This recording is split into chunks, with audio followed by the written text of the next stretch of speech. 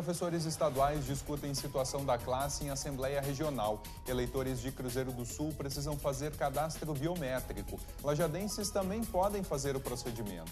Na Semana Acadêmica do CGO, ontem teve palestra sobre gestão e inovação e ainda atletas da equipe de ginástica da Univates participam de campeonato sul-americano. Essas e mais notícias a partir de agora. O Jornal da Univates, primeira edição, está no ar.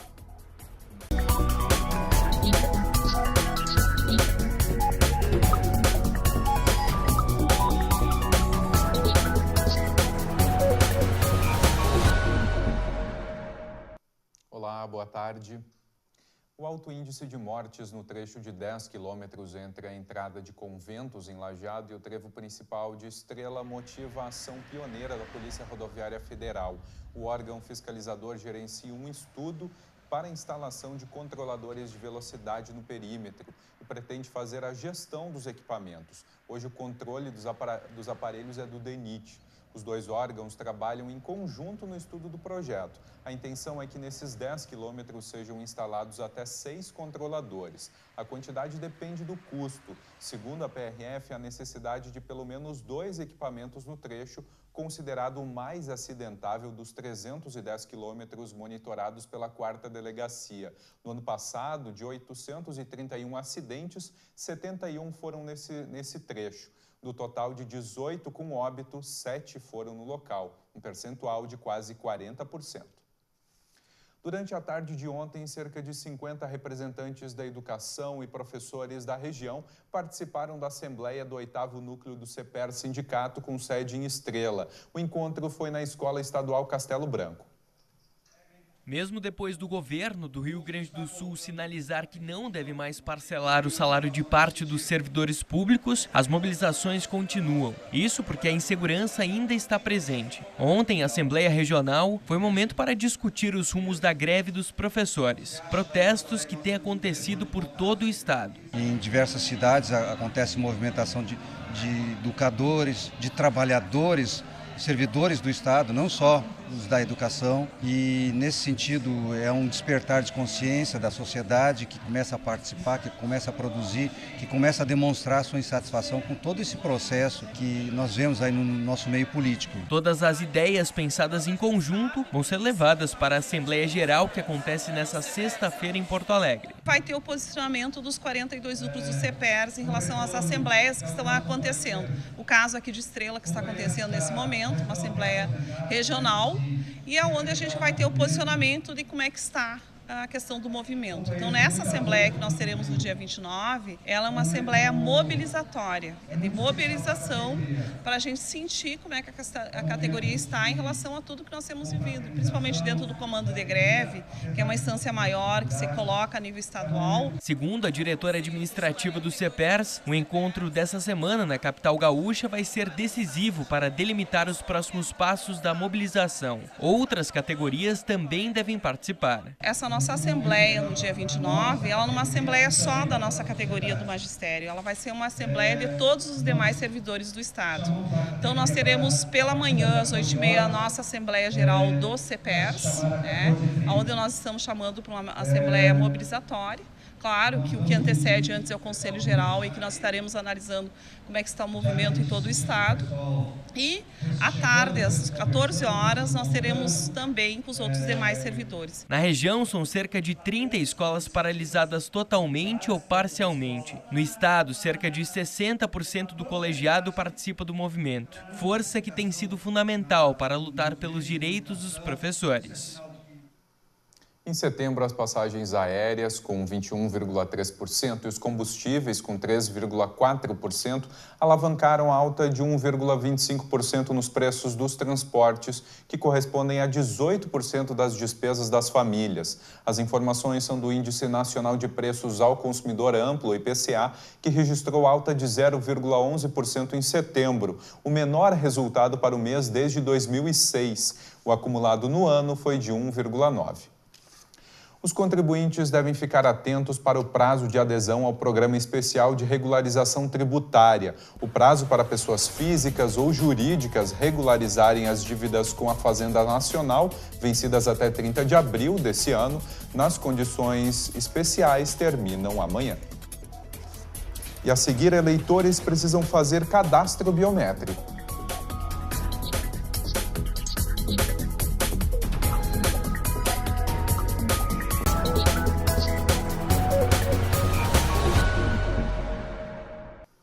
O Centro de Referência de Assistência Social, CREAS de Lajeado, programa um evento pelo Dia do Idoso, que é comemorado em 1º de outubro. A atividade vai ser segunda-feira, das 8h30 às 11 da manhã. O objetivo é alertar a população para a proteção do idoso e apresentar o trabalho prestado pelo serviço do CREAS aos idosos e familiares. O evento vai ser em frente ao CREAS, na rua João Abbott, número 484. Vão ser entregues materiais informativos sobre os cuidados, além disso, momento para conhecer as propostas executadas pelo Serviço de Proteção.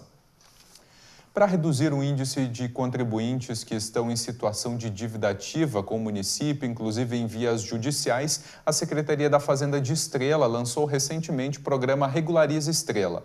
O resultado de um balanço apontou um cadastro de mais de 4.000 inadimplentes, pessoas físicas que, somadas às empresas devedoras, ultrapassa os 5.000 contribuintes. Mesmo assim, a maioria dos valores devidos são menores que R$1.000.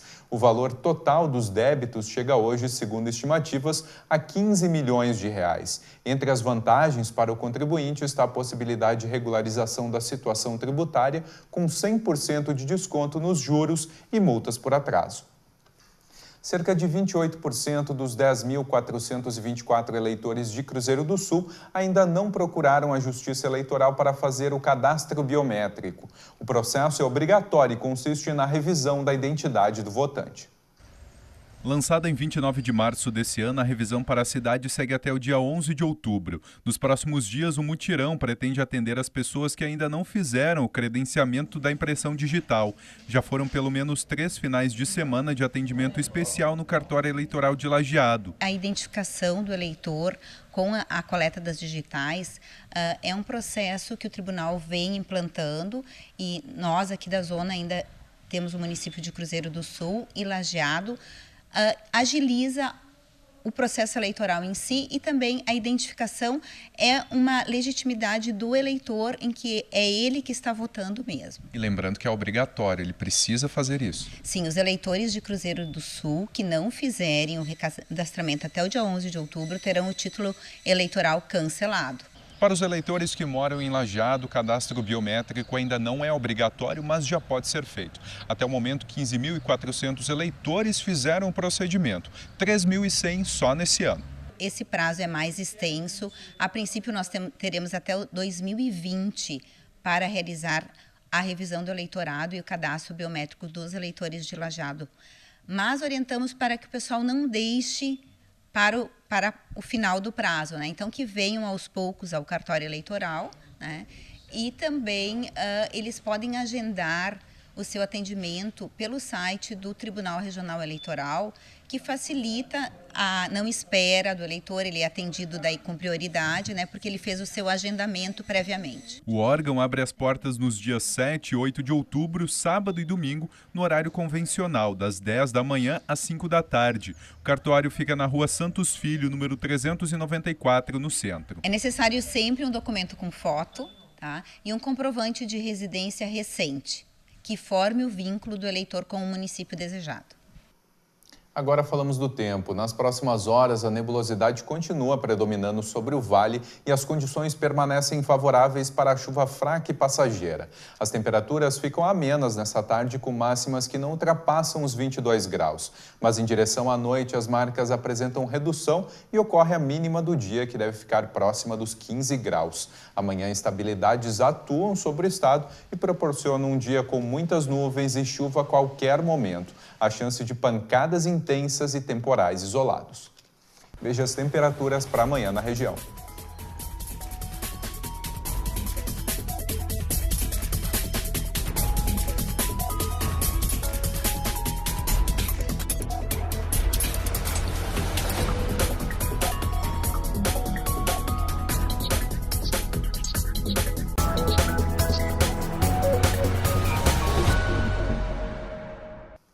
Cerca de 73 mil pessoas devem ser contratadas pelo comércio brasileiro para as festas de fim de ano, com alta de 10% em comparação ao mesmo período do ano passado, quando foram geradas 66.700 vagas temporárias de emprego no Brasil. A estimativa foi divulgada pela Confederação Nacional do Comércio, Bens, Serviços e Turismo, a CNC. As agências FGTA-Cine de 68 municípios gaúchos vão participar das atividades do Dia da Inclusão Social e Profissional das Pessoas com Deficiência e beneficiários reabilitados do INSS. A ação, desenvolvida pelo 4º ano, é amanhã. Na região, participam as agências de Lajeado, Estrela e Arroio do Meio. As agências fazem todos os dias a captação de vagas e intermediação de mão de obra de pessoas com deficiência. Mas no dia D, esse público será atendido com exclusividade. Na data, haverá entrevistas e seleção de emprego, além de atividades de orientação profissional e previdenciária. Ainda falando em vagas, a Prefeitura de Putinga recebe inscrições para o concurso público até o dia 19 de outubro, na recepção da Prefeitura. A taxa de inscrição varia entre R$ 100 e R$ 200. Ao todo, são 64 vagas destinadas para candidatos de ensino fundamental, médio e superior. As vagas são para ocupação imediata, além de composição de cadastro de reservas. Os cargos podem ser conferidos no site putinga.rs.gov.br.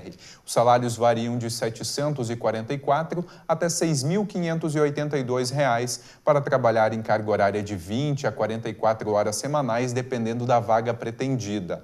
A prova é dia 29 do mês que vem.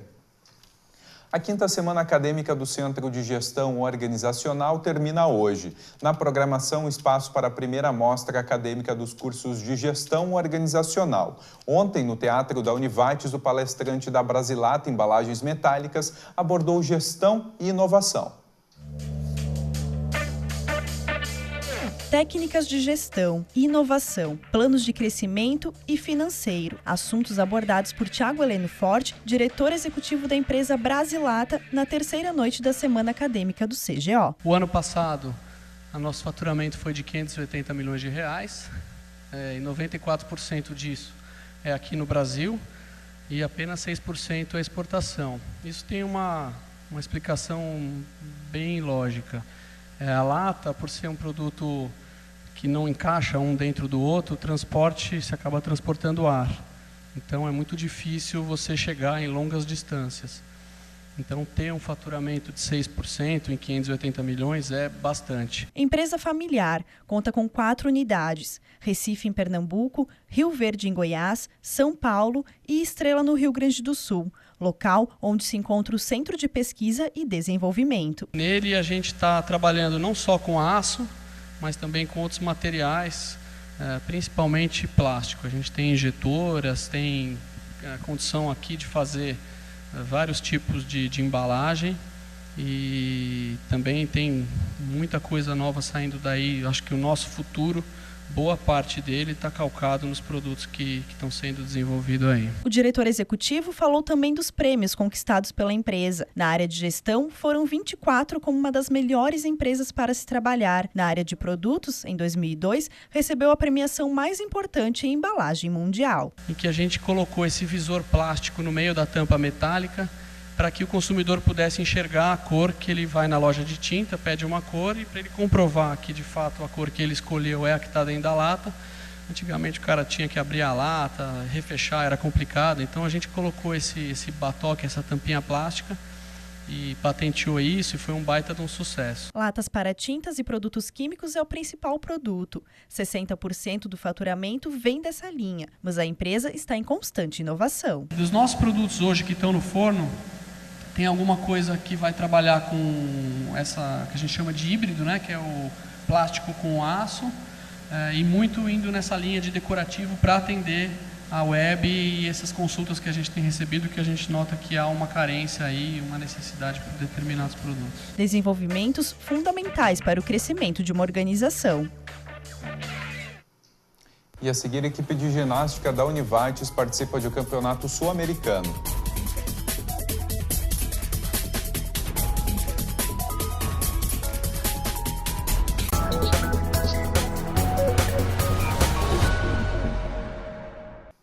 O maior grupo de danças folclóricas do Brasil conquista mais uma premiação. Dessa vez, os estrelenses do grupo de danças folclóricas alemãs conquistou o Líderes e Vencedores 2017. O grupo tem 53 anos de atividades ininterruptas, o mais antigo do país. Atualmente tem cerca de 420 dançarinos, visitou 14 países do mundo e fez cerca de 1.880 apresentações.